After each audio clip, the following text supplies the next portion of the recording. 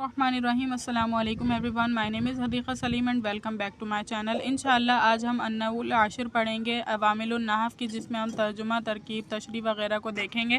تو النحو العاشر یعنی 10ویں فصل ہے ہمارے پاس، اس کے بارے میں آپ کو بتاؤں، یا افعال ناقصہ کے بارے میں، ٹھیک ہے۔ تو اس کے اعراب ترجمہ کو دیکھ لیتے ہیں، پھر اس کی تشریح کو پڑھیں گے۔ تو افعال الناقصۃ یعنی کہ افعال ناقصہ کے بارے میں فصل ہے۔ افعال ناقصہ کو افعال ناقصہ کیوں کہتے ہیں؟ یعنی یہ کچھ افعال ہوتے ہیں جو ناقص ہوتے ہیں۔ ناقص کیوں ہوتے ہیں؟ کیونکہ جیسے فعل اپنے فاعل پر پورا ہو جاتا ہے، یعنی فعل لازم اپنے فاعل کے تک پورا ہو جاتا ہے نا، جیسے اگر میں کہوں جلس زید، زید بیٹھا، تو زید کو بیٹھنے کے لیے صرف اس فعل کو جو ہے فاعل کی ضرورت ہے، کسی مفعول کی ضرورت نہیں ہے۔ تو یہ یعنی اپنے فاعل پر پورا ہو گیا۔ لیکن یہ افعال کیسے ہوتے ہیں؟ ان کو اپنے اسم کے ساتھ ساتھ خبر کی بھی ضرورت ہوتی ہے۔ ایک ان کا اسم ہوتا ہے، ایک ان کی خبر ہوتی ہے، تو ان کو اسم کے ساتھ خبر کی بھی ضرورت ہوتی ہے، اس وجہ سے انہیں افعال ناقصہ کہا جاتا ہے۔ وہی تدخل علی الجملۃ الاسمیہ، یہ داخل ہوتے ہیں جملہ اسمیہ پر، یعنی جملہ اسمیہ میں جیسے کہ ایک مبتدا ہوتا ہے، ایک خبر ہوتا ہے، تو یہ داخل ہوتے ہیں مبتدا اور خبر پر، ٹھیک ہے۔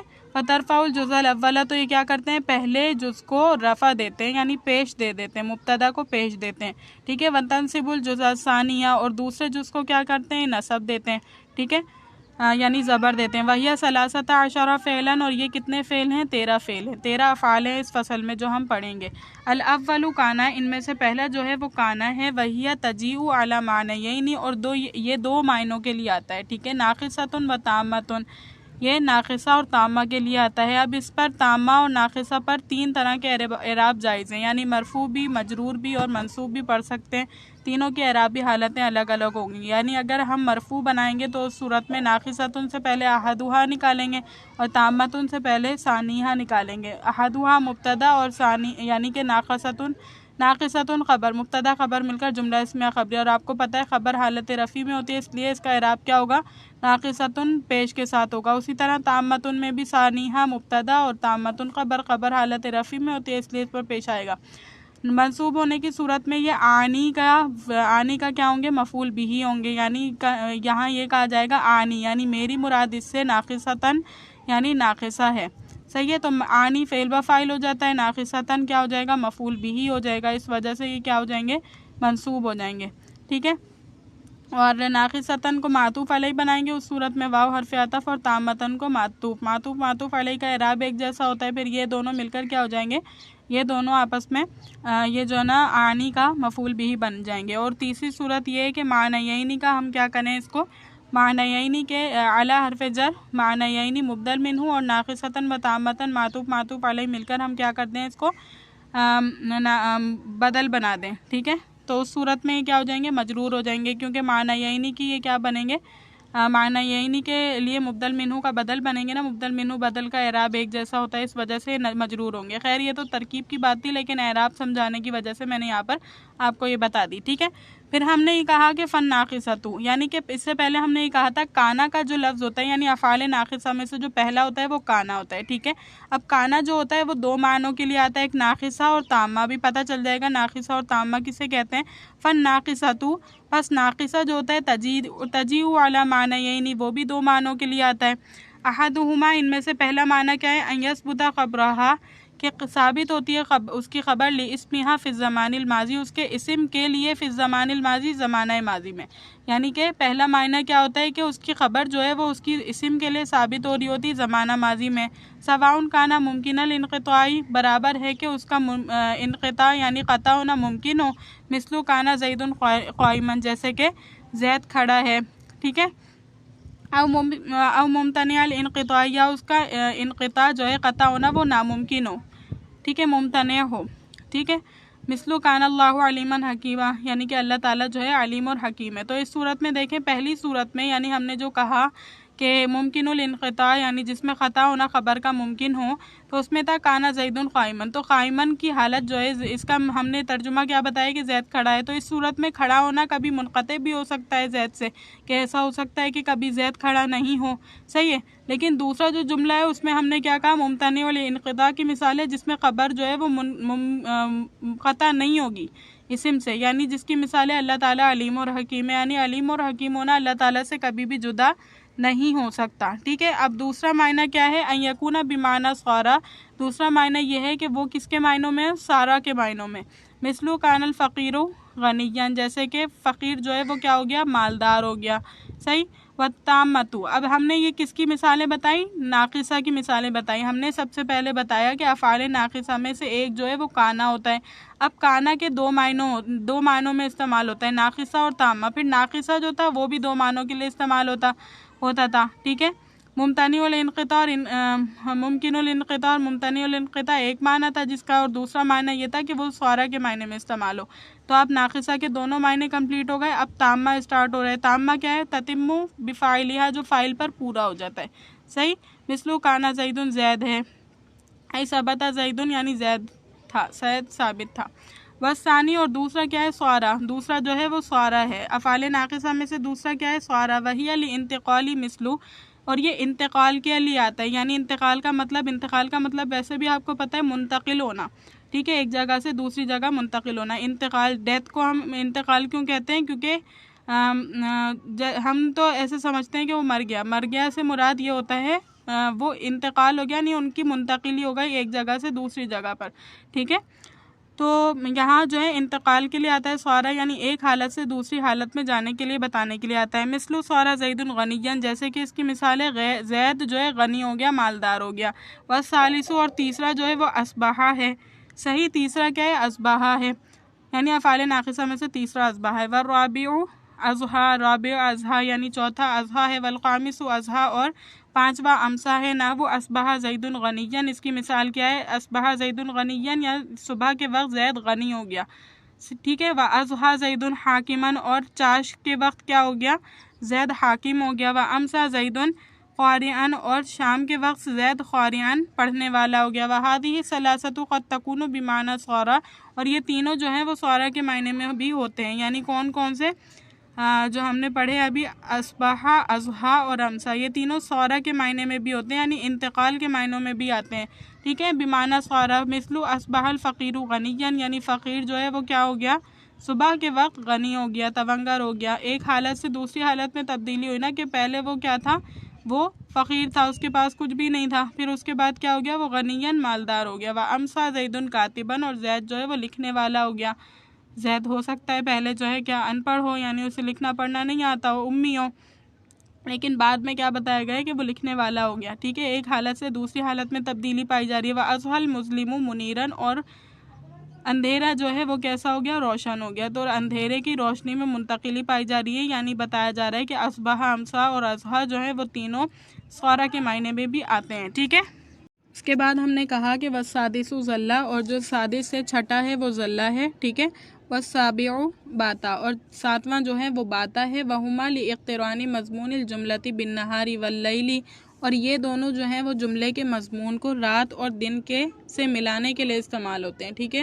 وہما، یہ دونوں لاقتران مضمون الجملۃ، یعنی ملانے کے لیے آتے ہیں، مضمون الجملۃ، جملے کے مضمون کو، بالنہاری رات کے ساتھ، واللیل اور بالنہاری دن کے ساتھ، واللیل اور رات کے ساتھ۔ مثلو، جیسے کہ اس کی مثال ہے ظل زید کاتبًا، ٹھیک ہے، کہ زید جو ہے وہ لکھنے والا ہو گیا، صحیح، زید دن میں لکھنے والا ہو گیا۔ ظلہ کے معنی کیا ہوتے ہیں؟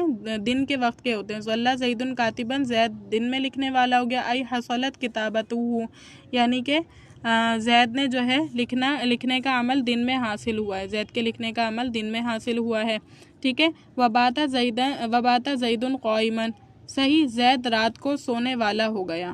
ای حصل نومہ فی اللیل، یعنی اس کے سونے کا عمل جو ہے وہ رات میں حاصل ہوا۔ وقت تکونان بمعنی سوارا، اور یہ دونوں جو ہے سوارا کے معنی میں ہوتے ہیں۔ آپ کو پتہ ہے نا سوارا کا مطلب کیا ہوتا ہے؟ ایک حالت سے دوسری حالت میں منتقل کر دینا، تو یہ سوارا کے معنی میں بھی ہوتے ہیں۔ مثل ظل الصبی بالغاً، جیسے کہ اس کی مثال کیا ہے؟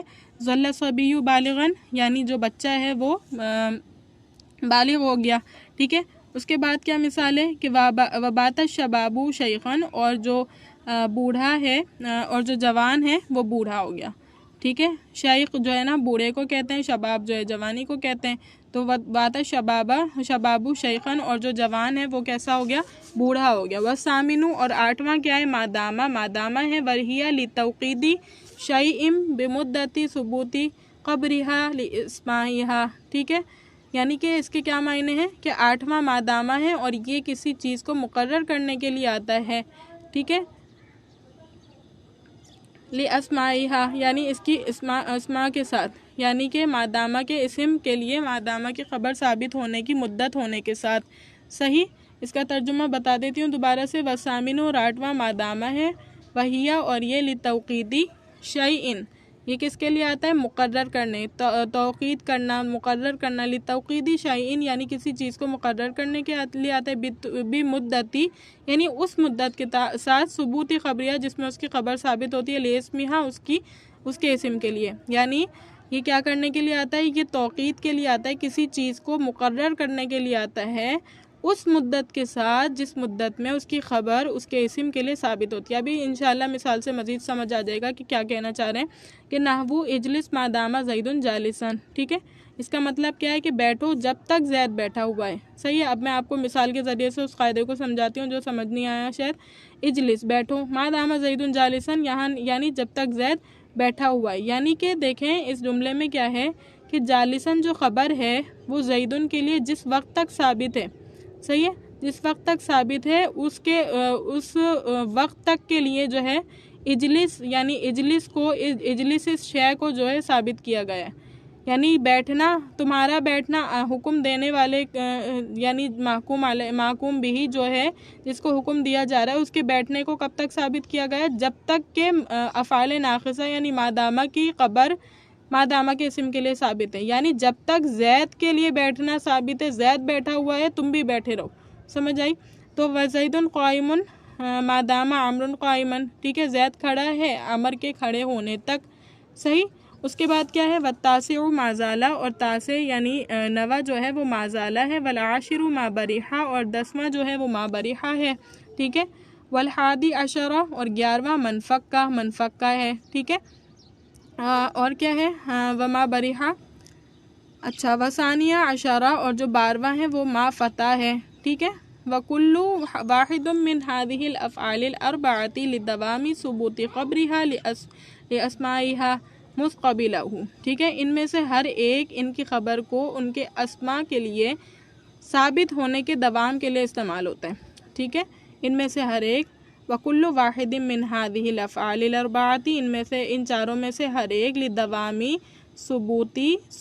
دوام کے لیے ثبوتی خبریہ لِاسْمَائِهَا مُسْقَبِلَهُ، یعنی کہ ان میں سے ہر ایک جو ہے اسم کے لیے ثابت ہونے کے لیے دوام کے ساتھ استعمال ہوتا ہے، ٹھیک ہے، جب سے اس کے اسم نے اس کی خبر کو قبول کیا ہے، مُسْقَبِلَ یعنی جب سے قبیلہ قبول کیا ہے، یعنی قبیلہ کی ضمیر ہوا ضمیر جو ہے وہ اسم کی طرف ہے کہ اس کے اسم نے اس کی خبر کو قبول کیا ہے، وَيَلْزِمُهَا النَّفِيُّ، ٹھیک ہے، اور جو ہے اس کو کیا ہوتا ہے، اور ان چاروں کو نفی لازم ہے، مثلو یعنی ان میں نفی کے معنی ہیں، ما زال زید عالما، یعنی کہ ما زاد زید عالما، جیسے زید ہمیشہ سے عالم ہے، ما زال، اب دیکھیں زوال جیسے ہم کہتے ہیں، زوال کا مطلب ختم ہونا، ڈھلنا، زوال شمس جیسے کہتے ہیں کہ سورج کا ڈھلنا، تو زالہ کا مطلب ہوتا ہے ختم ہونا، ما زالہ یعنی نہیں ختم ہونا، یعنی مسلسل ہونا، محاورہ معنی کیا ہوتا ہے اس کا؟ مسلسل ہونا،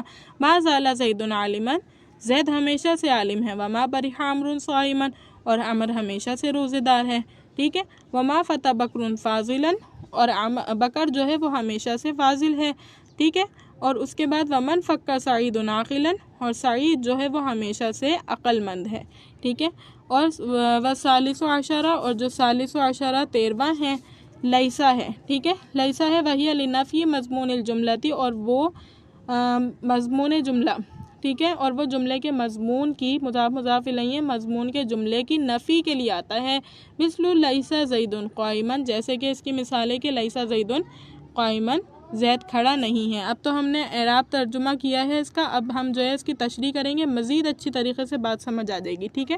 اب اس کی تشریح کو دیکھ لیتے ہیں تاکہ مزید اچھی طریقے سے بات سمجھ آ جائے۔ دیکھیں تشریح کیا ہے، افعال ناقصہ وہ افعال ہیں جو اپنے اسم پر تام نہیں ہوتے بلکہ ان کو خبر کی بھی ضرورت پڑتی ہے، اس لیے ان کو افعال ناقصہ کہتے ہیں۔ یہ جملہ اسمیہ پر داخل ہوتے ہیں، اس کا اسم مرفوع اور خبر منصوب ہوتی ہے، ٹھیک ہے، سمجھ آ گئی بات۔ ہم اس کو افعال ناقصہ کہہ رہے ہیں، تو افعال ناقصہ کہنے کی وجہ یہ ہے کہ فعل جیسے اپنے فاعل پر، فعل لازم کی بات کر رہی ہوں، آپ یہ اعتراض نہیں کر سکتے کہ فعل متعدی تو مفعول کا بھی محتاج ہوتا ہے، میں یہاں فعل لازم کی بات کر رہی ہوں کہ فعل لازم جیسے اپنے فاعل پر پورا ہو جاتا ہے، لیکن یہ افعال جو ہوتے ہیں وہ اپنے فاعل پر، یعنی ان کے لیے تو اسم اور خبر مختص ہے نا، تو یہ اسم پر پورے نہیں ہوتے بلکہ ان کو ضرورت ہوتی ہے خبر کی بھی، تو اسی وجہ سے ہم ان کو کیا کہتے ہیں؟ افعال ناقصہ کہتے ہیں، یعنی یہ جملہ اسمیہ پر داخل ہوتے ہیں، اس کا اسم مرفوع اور خبر کیا ہوتی ہے؟ منصوب ہوتی ہے، ٹھیک ہے۔ یہ ہم کیا جو ہے یہ کیا ہے؟ افعال ناقصہ ہیں، یہ اپنے اسم کو مرفوع کرتے ہیں اور اپنی خبر کو منصوب کرتے ہیں۔ کانا، سورا، اصبح، امسا، واضحا، ظل، باتا، ما بریحا، ما زالا، ما داما، منفکا، ما فتا، لیسا، یہ تمام کیا ہیں آپ کے پاس؟ افعال ناقصہ میں سے ہیں، ٹھیک ہے۔ اس کے بعد ہم نے کیا کہا کہ کانا دو معنوں کے لیے آتا ہے، استعمال ہوتا ہے کانا ناقصہ، کانا تامہ۔ کانا ناقصہ یہ بھی دو معنوں کے لیے استعمال ہوتا ہے۔ پہلا معنی یہ ہے کہ کانا کی خبر کانا کے اسم کے لیے زمانہ ماضی میں ثابت ہونے کو بتاتا ہے، اور وہ خبر ایسی بھی ہو سکتی ہے کہ جس کا قطع کرنا ممکن ہو، جیسے زید کھڑا ہے۔ اب یہ بھی ہو سکتا ہے کہ زید کھڑا ہوا نہ ہو، یعنی اس کی خبر کا نہ ہونا بھی ممکن ہو سکتا ہے، اور وہ خبر ایسی بھی ہو سکتی ہے جس کا قطع ہونا منع ہو، جیسے اللہ تعالیٰ کا علیم حکیم ہونا، صحیح ہے۔ تو یہاں تک بات سمجھ آئی، یہاں تک کیا بولا گیا ہے کہ ہمارے پاس سب سے پہلے افعال ناقصہ میں سے کانا ہے۔ اب کانا جو ہے دو معنوں کے لیے آتا ہے، تامہ اور ناقصہ۔ اب ناقصہ جو ہوتا ہے وہ بھی دو معنوں کے لیے آتا ہے۔ ایک یہ معنی ہوتا ہے کہ اس کی خبر جو ہے، ٹھیک ہے، خبر جو ہے اس کی کیا ہوتی ہے؟ کانا کی خبر کانا کے اسم کے لیے زمانہ ماضی میں ثابت ہوتی ہے، یعنی یہ کام جو ہے زمانہ ماضی میں ہوا ہے۔ اب وہ زمانہ ماضی کے لیے جو خبر ثابت ہو رہی ہے اس میں بھی دو باتیں پائی جاتی ہیں، ایک یہ کہ وہ ممکن الانقطاع ہو، اور ایک وہ ہو کہ ممتنع الانقطاع۔ ممکن الانقطاع کا مطلب یہ ہے کہ خبر کا اسم سے جدا ہونا ممکن ہو، اور ممتنع الانقطاع کا مطلب یہ ہے کہ خبر کا اسم سے جدا ہونا ممکن نہ ہو۔ جیسے کہ ہم نے دونوں مثالیں بیان کی، ممکن الانقطاع یعنی خبر کا ممکن ہو اسم سے جدا کا ہونا، تو اس کی مثال ہم نے کہی کہ زید جو ہے کیا ہے؟ کھڑا ہے۔ اب زید کا کھڑا ہونا جو ہے کیا ہے؟ ممکن الانقطاع، یعنی زید کا بھی کھڑا نہیں بھی ہو سکتا نا، یعنی وہ بیٹھا ہوا ہو، انسان ہے ظاہر ہے وہ بیٹھ بھی سکتا ہے۔ لیکن اللہ تعالیٰ کے بارے میں جو ہم نے کہا کہ اللہ تعالیٰ جو ہے علیم حکیم ہے، تو اللہ تعالیٰ کے لیے خبر کیسی ہے؟ ثابت ہے، اور اللہ تعالیٰ کے ساتھ یہ خبر جڑی ہوئی ہے، یعنی اللہ تعالیٰ کی صفات میں سے ہے علیم بھی ہونا اور حکیم بھی ہونا، یعنی یہ کیا ہے؟ ممتنع الانقطاع ہیں، انقطاع کو مانع کرنے والی ہیں، ٹھیک ہے۔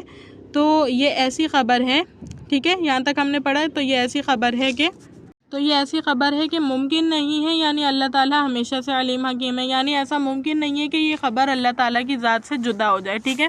دوسرا معنی یہ ہے کہ کانا سوارا کے معنی میں ہو، جیسے کانا الفقیر غنیًا، یہاں کانا سوارا کے معنی میں، اور سوارا کے معنی حالت تبدیل ہونا، یعنی پہلے فقیر تھا اب مالدار ہو گیا، ٹھیک ہے، یعنی حالت تبدیل ہو گئی۔ اب کانا دوسرے معنوں میں کس معنوں میں؟ ناقصہ والے دوسرے معنوں میں کون سا استعمال ہو رہا ہے کہ کانا جو ہے وہ سوارا کے معنوں میں، اور سوارا کا مطلب ہوتا ہے ایک حالت سے دوسری حالت میں تبدیل ہونا، جس کی مثال ہم نے دی کانا الفقیر غنیًا، یعنی فقیر جو ہے وہ کیسا ہو گیا؟ غنی ہو گیا، مالدار ہو گیا، ٹھیک ہے۔